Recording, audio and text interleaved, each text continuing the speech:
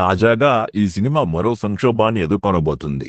అల్లు అర్జున్ నటించిన 'పుష్ప 2' ప్రీమియర్ సమయంలో ఓ మహిళ మరణించడంతో పాటు ఓ బాబుకు తీవ్ర గాయాలయ్యాయి. ఈ విషయంలో అల్లు అర్జున్‌తో పాటు సంధ్య థియేటర్ యాజమాన్యంపై కూడా కేసులు నమోదయ్యాయి. ఈ ఘటనలో అల్లు అర్జున్‌పై ఎఫ్ఐఆర్ నమోదు కావడంతో చిక్కడపల్లి పోలీసులు ఆయన్ని అరెస్ట్ చేశారు. ఈ విషయం అందరికీ తెలిసిందే. ఈ వివాదం ఇప్పుడు పెద్దగా మారింది. సీఎం రేవంత్ రెడ్డి అసెంబ్లీ సాక్షిగా తెలుగు ఇండస్ట్రీ పెద్దలపై విమర్శలు గుప్పించారు. తాను సీఎంగా ఉన్న సమయంలో ఇక మీదట ప్రీమియర్స్‌కు టికెట్ల రేట్లు పెంపు ఉండదని, అనుమతి ఇవ్వబోనని తేల్చి చెప్పేశారు. ఇది నిజంగా తెలుగు సినిమా ఇండస్ట్రీకి పెద్ద షాక్ అనే చెప్పాలి. ముఖ్యంగా సంక్రాంతికి విడుదల కాబోతున్న 'గేమ్ చేంజర్'పై దీని ప్రభావం పడటం ఖాయమని తెలుస్తోంది.